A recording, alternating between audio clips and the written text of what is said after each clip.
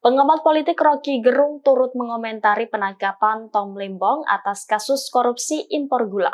Ia meyakini penangkapan Tom Lembong ini dikait-kaitkan dengan politik. Respon ini disampaikan di kanal YouTube Rocky Gerung pada Jumat 1 November 2024. Rocky awalnya menyinggung posisi Tom Lembong yang tiba-tiba oposisi. Diketahui Tom sendiri tercatat sempat menjabat Menteri Perdagangan di era kepemimpinan Jokowi. Dia juga pernah menjadi tangan kanan Jokowi. Namun demikian, Tom Lembong memutuskan jalan pisah dengan Jokowi. Di pemilihan Presiden 2024, ex-Menteri Perdagangan itu mendukung Anies Baswedan. Menurut Rocky Gerung, Tom Lembong dianggap tidak patuh dengan Jokowi sehingga ia kini seperti mendapatkan getahnya.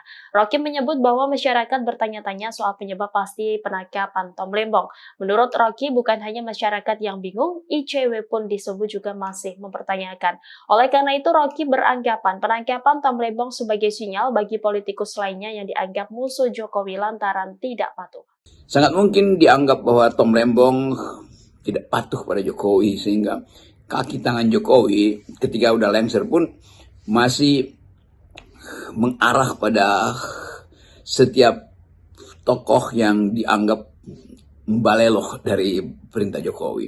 Dan kita tahu Tom Lembong ini adalah pendukung Anies. Jadi kelihatannya publik justru lebih percaya untuk menemukan fakta politik dari kasus ini ketimbang fakta hukumnya. Jadi itu persepsi pertama tuh. Nggak ada gunanya kalau publik sudah punya persepsi bahwa Tom Lembong itu adalah korban dari balas dendam politik Jokowi. Kan itu dasarnya tuh. Kalau kita lihat perkembangan kasus itu sampai sekarang kita nggak tahu apa yang menyebabkan dia diseret di dalam atau bahkan ditahan tuh. ICW sendiri mempertanyakan tuh apa kausa penyebabnya itu kan. Download Tribun X sekarang. Menghadirkan lokal menjadi Indonesia.